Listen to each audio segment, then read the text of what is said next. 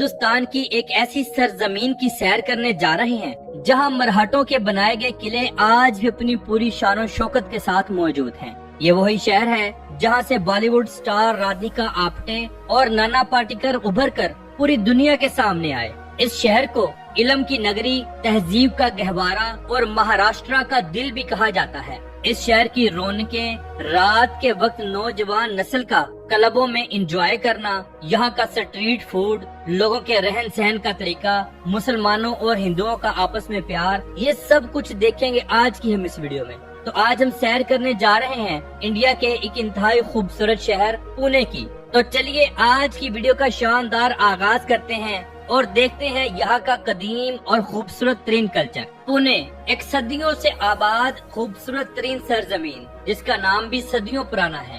8वीं सदी की तांबे की तख्तियों पर इस शहर का नाम